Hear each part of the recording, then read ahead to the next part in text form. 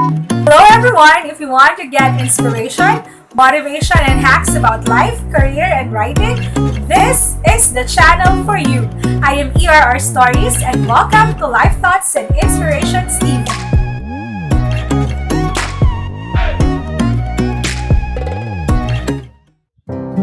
Hello everyone! Welcome back to Life Thoughts and Inspirations TV. Today's special episode of Conversations with ERRstories is something really special to my heart because it's a story of hope and trust and faith in the Lord. I have a friend that I met over YouTube who's also like me, who's into producing YouTube contents, and I usually follow her contents because most of the time it has something to do with her gardening and her green thumb over there in Sweden. And it's inspiring because in my case, I'm just into eating vegetables but not really planting and gardening. But my grandparents are much into that, so I really enjoy watching her content. But just recently, I got a notification. I opened that notification, and her video is really something different because she shared there her story of her having this so-called coronavirus. So, without further much ado, I'll be sharing with you guys now, ladies and gentlemen, our special guest for today, Gardening Life in Sweden, Miss Lily. Hello, Miss Lily. Hello. How are you today? Okay, we're opening your video there. Yes, Good morning, good I'm afternoon, fine. good morning. Yeah, it's afternoon here, It's afternoon there. and yeah, and I think alam mo yun, yung proud ako kasi nga you have chosen me to be with you in this interview. Yes, Sana nga actually, masagot ko nga lang mga tanong mo. actually, sobrang inspired din ako na, we were talking na pala before, tapos you already have that thing, di ba? Pero before we Yeah. go to that story, that heartfelt story, I'd like to ask first maybe Miss Lily, Sis Lily, siguro kwento mo muna, how did you come about, like, you've been there in Europe for 15 years, di ba? So, how did it Yeah. all go? What's your story behind that? Yeah. If kung sasabihin ko yung story ng buhay ko, ay pwede na sa maalala mo kaya I think. Wow! Pang maalala mo kaya? Sige, kahit mga ano lang. When it starts, actually, I work in Singapore as a DH, domestic helper, for 6 years. Mm-hmm. And I have a friend in Singapore, which lucky enough to work in Norway. Okay, so from And Singapore, when she Norway. was in Norway, exact from Singapore, so I have the chance to work in Norway as an au pair. So I stayed in Norway within 2 years, and Okay. after 2 years, I decided to apply for au pair in Denmark. Mm-hmm. So I was in Denmark for 1.5 years, I think. Wow. But when I was in Okay. Norway, so I meet my husband, and this is true. I met him through internet actually, and this Wow. is because of my friend also. But when I was in Denmark, I'm already engaged with my husband then.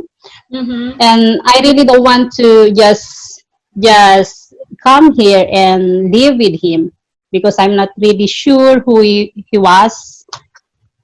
But then I just think that I have to kailangan kong pumunta dito kasi nga kung hindi ako lilipat dito, walang mangyayari sa amin. That's Correct. why I'm here now. And I've been here living in Sweden for almost 11 years now. Wow. That's So we really start our good. family here.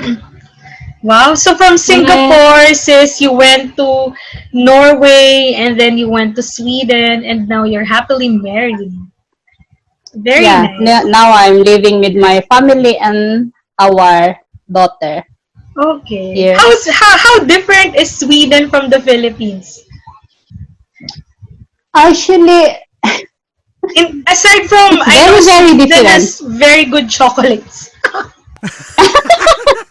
Right? It's very, very different actually. Dito kasi, they have this, it's not like family oriented Mm-mm. country. Alam mo ba yung gusto nila yung sila lang, hindi nila, sa atin kasi, family is very important to us. As long as we have family, kaya, parang kakayanin natin ba lahat-lahat. Dito Mm-mm. kasi sanay sila na tumayo sa sarili nilang mga paa, hindi sila kagaya sa atin na kailangan mong makausap o ma-meet yung family mo, kundi dito sila yung parang gusto nila yung sila lang, Mm-mm. sila yung tutulungan mo yung pamilya mo as long as you can. Hindi sila ganun. It's not like warm-hearted person. Hindi naman siguro lahat, pero yun ang napansin ko dito. Wala Ah. silang, hindi yung sa, oh, okay, kailangan kong makita, visit ko yung family ko or something. Hindi yun. Kung minsan nag-uusap, siguro nag-meet siguro sila ng mga occasions, Christmas, Mm-mm. birthday, ganun, pero hindi yung palagi. So I was Ah. like shocked then kasi nga Shock. ibang-iba yung ibang-iba yung kwan ko ba, Parang yung kultura nila. kinamulatan ko. Ah. Yeah. So tapos ang maganda din dito sa Sweden kasi is like um, hindi nila pinapabayaan ang mga mamamayan nila. Mm-hmm. We have free education here in Sweden and the healthcare is almost free, Wow. but we have to pay high taxes just to work this way. All Pero those parang people sulit working, they naman. have five. Yeah, kasi nga lahat dito kasi meron kasi sila yung system na pagka nangangailangan ka, meron silang meron silang itutulong sa iyo. Hindi ka basta-basta yung halos walang mahirap, walang mayaman ba. Lahat may Mm-mm. karapatan sa school, sa healthcare, lahat-lahat. So walang walang problema actually. Wow. Kaya maganda siya. Well, hopefully, dumating yung din dito sa Pilipinas balang araw, diba? Yung ganyang sitwasyon. Yeah, hopefully para Hopefully, naman kuan. para mas masaya. Yeah, Anyway, so yan, thank you for sharing your story about Sweden and all. Now we go to the meat of this special interview. Yun nga nung napanood ko, yeah. nag-notification kasi, so chinek ko. Akala ko bago na namang Mm. gardening strategy. Tapos, pagtingin ko, oh no, ano yun, may parang ang caption is, or Filipinas sa Sweden may coronavirus. So, sabi ko, hala, Yeah. kausap ko lang si Sis last time, tas may ganun pala. So, can you tell us, paano mo nalaman no nagkaroon ka ng coronavirus na positive ka? Kasi dito, I'm working as an assistant nurse. Mm-hmm. So, yung sa trabaho kasi namin, chine-check nila ang mga workers once a week. So, Mm-mm. as normal, yung time na, nung Monday yun last week, Last pumasok ko week sa Monday. trabaho. Mm-mm.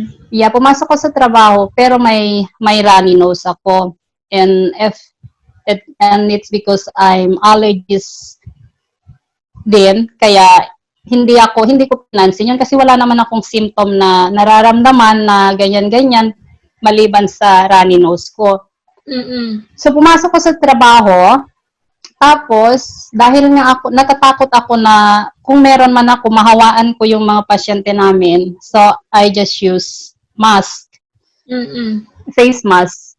Nakita ko ng kwan. Tapos kasi nung pumasok ako, nakita ko yung boss namin sa trabaho. Tinanong ko kung kailan ba sila mag-check kasi gusto ko Mag-check. nang i-check nila ako. But sabi nila is Tuesday. Parang may nafe-feel Pero ka ng something kakaiba. kasi wala naman yung kwan ko, pero gusto mo lang malaman talaga na clear ka nga para hindi ka makahawa sa iba. So, gaya ng sabi ko na hindi naman pala, wala silang check yun, kundi Tuesday sila mag-check. Check. So, nakita ko ng coordinator namin sa trabaho. So, nakita niya ako na may mask. Tapos, tinanong niya ako, kung hindi ka sure sa sarili mo, kailangan mong i-check, sabi niya. So, pumunta ako sa mga nurses. Tapos, sinabi ko sa nurse namin na kailangan ko ng ma-check. Although, they check me. So, nung una actually, wala silang makita. Hindi mo kasi talagang as in yung nakikita mo sa test kit, very mild siya. Hindi siya yung makwan ba. So, pero tumawag yung nurse namin ng doktor, tapos tinanong niya kung paano ba yun. So, sabi nila it's a corona actually. I have a corona. Doon Tuesday na yun. Same day nalaman, sis. Monday din. Nalaman ko din ng Monday. Kasi chinek nila ako kahit na wala pang wala pa silang check. Chinek na rin nila ako dahil nga nag-request ako. So, dyan ko nalaman na meron din akong virus. Anong naramdaman? What did you feel? No, parang, paano sinabi sa'yo na you're positive, ganun? Nung doktor. Actually kasi, yung nurse kasi namin is like, mabait kasi siya. Tapos, wala ka namang sakit sabi niya sa akin. It seems like you're free, sabi niya. Are you sure? Sabi ko. Kasi nga, syempre, kailangan mong tignan talaga. Tapos, tinitigan niya yung test ko. Meron ngang linya yun. Kasi nga, yung ginagamit nila kasing test dito is something like, parang pregnancy kit. Okay. Parang pregnancy. Kaso lang dugo ang ginagamit. So, yun nga. Tapos that time, so sabi ko sa kanya na nung sinabi niya sa akin na positive ako, I like kung sasabihin ko na hindi ako nag-alala. Of course, nung nalaman ko yun, parang bigla akong natulala ba. Hindi dahil sa hindi ko in-expect na meron ako, kundi na-shock ako kasi I don't want to accept na meron ako. Parang yung isip ko wala akong sakit. Parang hindi ko ma-accept ba? Parang ganoon. So, hindi ako mapakali. So, sabi ng nurse namin, we don't have a choice. Kailangan mong umuwi, sabi niya sa akin. So, all the way sa bahay, tumawag ko sa asawa ko and sinabi ko sa kanya yung news. Sabi niya sa akin, hindi naman hindi naman nakakagulat yan, sabi niya. Kasi nga, you're working in a place na meron kayong mga cases. May patients so, din. Kaya sabi niya, sooner or later, talagang makukuha mo yan, sabi niya sa akin. So, alam mo yung sinabi niya sa akin is like na ba ako, nagising ako sa katotohanan na, nga pala, no? Parang expected. Yan na. Yeah. Yun. Pero ngayon, ako, pero paano ka nag-cope up ngayon? Kasi nga, ang nangyari kasi dyan, hindi naman kasi yung virus sa akin, nung una kasi yung first week, yung alam mo yung sakit ng ulo, grabing sakit ng ulo ko, which is hindi siya nawawala. Uminom ng gamot ng pangsakit ng ulo, hindi talaga mawawala. Tapos yun, nag-inom ako ng tea, ng kung ano-ano na dyan, para lang makuan. Pero I still have this positive thinking kasi. Hindi kasi ako nagpapanik. Yun, positive thing. Parang sinabi ko na lang sa sarili ko na virus lang yan. Hindi naman, wala namang mangyayaring masama sa akin, sabi ko. Till na naramdaman ko na nawala na yung panlasa ko, nawala na yung pangamoy ko, tapos yung dibdib ko naninikip. Pero Pero instead na mag-panic ako, hindi ko pa rin ginawa yun. Nag-isip pa rin ako ng, wala yan. And then, I just thinking na, meron naman, kahit naman anong mangyari. Alam mo yung, kahit na hindi ako nagpupunta sa church or something, yung paniniwala mo ba, nandun pa rin sa akin, and it's give me strength actually. Kaya sabi ko, makakayanan ko lahat ito. Amen. Yun ang nasa isip ko that time. Wow. Kaya ngayon hindi ako na sad actually kahit nalaman ko yung ganyan. Parang una na shock ka lang. Tapos na-realize mo, oo nga naman, pwedeng-pwede talaga ako magkasakit kasi nagtatrabaho ko nga sa healthcare. Oh, yeah. Tapos napalakas ka din ng Yeah, totoo. So, hindi ako nalungkot hanggang ngayon. Alam mo yung parang, okay lang. Wala lang. Nag-iingat nga lang ako. Kasi syempre meron akong anak at asawa. Yeah. Anong message mo, sis, dun sa mga may coronavirus ngayon? Tapos, yun, medyo feeling down talaga sila. Yeah, ang pwede ko lang sabihin sa kanila actually is huwag silang mag-panic. Kasi nga, gaya ng sabi ko, hindi naman yung virus, hindi porket meron kang corona, is iisipin mo na yung worst. Kasi we tend to think the worst scenario actually. Kung meron tayong, kasi nga itong nababasa natin, nalalaman natin, kasi wala man kasing nababasa na maganda, di ba? Kundi lahat ng nakikita natin, yung mga namamatay, yung nasa intensive care, alam mo yun. Pero, gaya ng sabi ko, ako na mismo, hindi naging worse yung sitwasyon ko kasi hindi naman lahat worse talaga. Meron talaga yung worse kasi lalo na pag meron kang sakit dati, yung mga naninigari, alam mo yung lungs nila is, yung katawan nila is mahina ang immune system nila. Usually yun kasi ang nadadamay ng grabe. Pero wag tayong magpanic.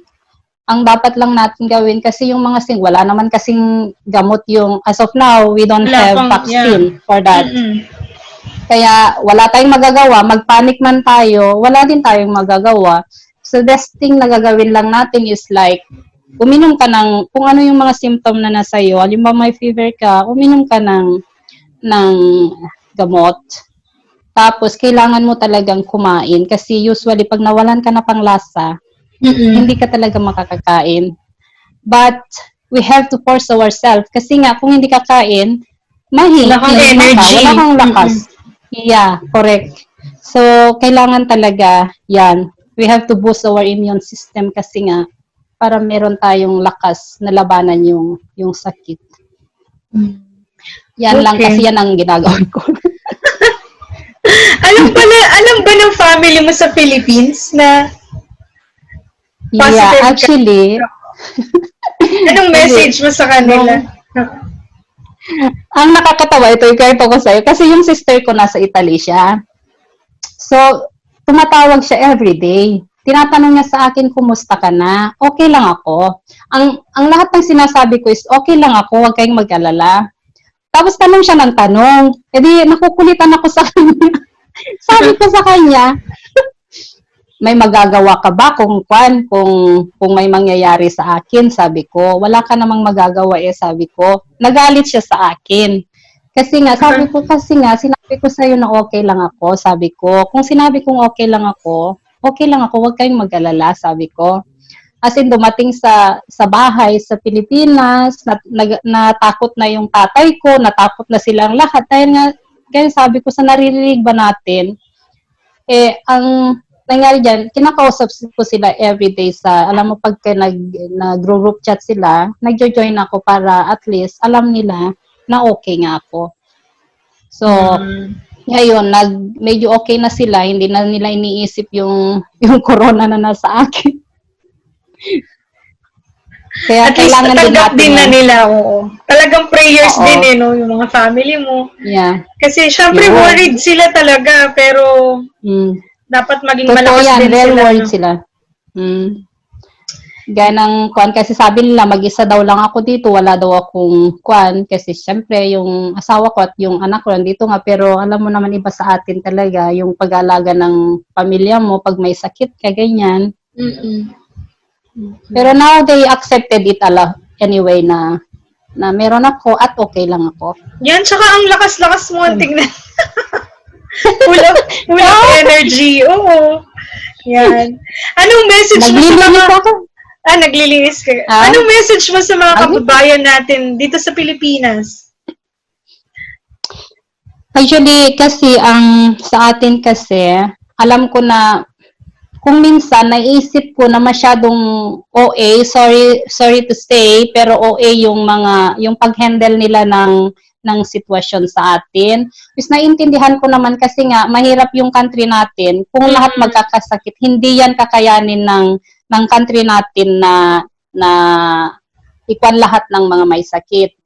Oo, that's true. Kasi lang, kailangan talaga natin na magtulungan. In this time, kailangan natin na magtulong-tulong. Kasi ngayon nga, ang di ba, nababasa na maraming mga tao nangangailangan ng tulong, pero maraming nang dadaya, maraming gumagawa ng ganyan-ganyan, which is hindi dapat natin gawin. Kasi kailangan natin magkaisa. That's true. Kung ganito tayo na wala lang, isipin lang natin yung sarili natin, paano natin paglalabanan yung mga nangyayari sa atin? Walang mangyayari. Kaya I hope lang talaga na magkaisa na lang tayo at huwag na nating dayain ang isa't isa, lalo na sa mga panahon na ganito. Yeah. Para sa ganoon, kaya natin lahat ang mapagsubok. Yeah, very well said. Yun Thank lang. you very much, sis, mga guys, na palagay ko naman na-inspire kayo sa kwento ni Sis Lily, na sabi niya nga, kahit na ganyan, may corona siya and all, positive thinking talaga, and maniwala talaga na there's a way out, diba? Wag malungkot, kasi kapag nalungkot ka masyado, madadala din yung emosyon mo, bababa din yung inyong immune system, diba? Okay, bago tayo magkahiwalay, Sis Lily, I will give you the chance to promote also your channel, yung napakagandang gardening life in Sweden. Yeah. Sige po. Yeah. Sila, yes. Actually, when I started this YouTube channel, ang purpose lang yan is like, gusto ko mga ginagawa ko, how I work in my garden, vegetable garden, na kahit na malamig dito sa Sweden, there's a way actually. Kasi kung sabihin mo na lang na mahirap nga magtanim diyan kasi mamamatay din kasi nga malamig. Walang mangyayari. Kaya that's why I started this. And tapos from the beginning when I was a child, talagang fun ko na yan, hobby ko na yan yung pagtatanim. Yung garden ko is actually doon ng maghapon at tinitigan lang yung mga halaman doon. And it gave me a lot of strength actually. Alam mo yung natatanggal yung stress mo pagkagaling ka sa trabaho, tapos pupunta ka doon, nakikita mo yung halaman mo. It really helped me actually sa mga stress na meron ako kung minsan. Kaya maganda talaga ang pag-garden. Kasi proven din yan na nakakatulong yan sa stress sa atin. Therapeutic siya, no? Yeah, totoo yan. Kasi ako mismo na-experience ko yan. And itong garden kasi na yan, kasi nga ang bahay namin dito is apartment. Meron kasi, actually hard yan. Inuupahan namin yan sa bayan. May-ari siya ng bayan. And alam mo ba na naghintay ako ng 2 years before na makuha yung place na yan. Yung asawa ko nga sabi niya, isang taon lang yan, magsasawa ka na, sabi niya sa akin.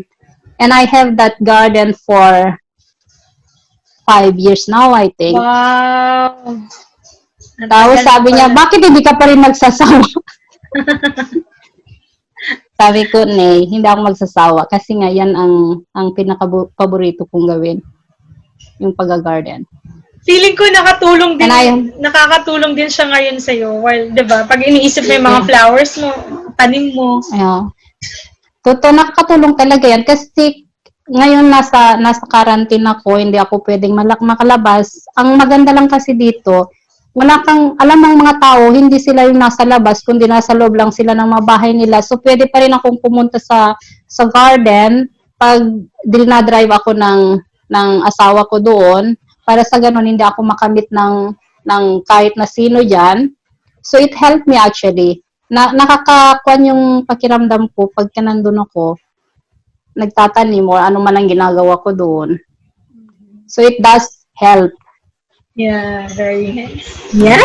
So guys, thank you so much, Sis Lily, for your time.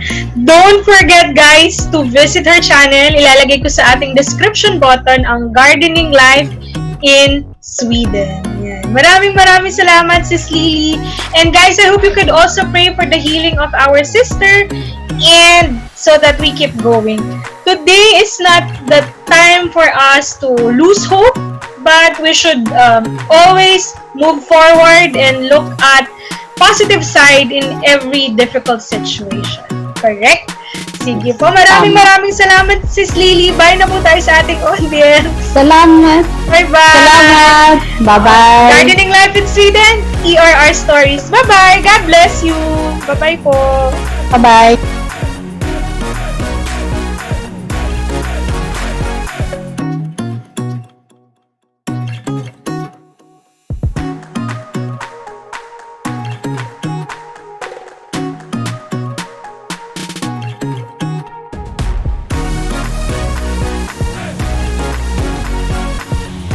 Thank you for watching my video. Please don't forget to subscribe, like, and share to your friends. And yes, always remember Philippians 4:13, I can do all things through Christ who strengthens me. Bye-bye!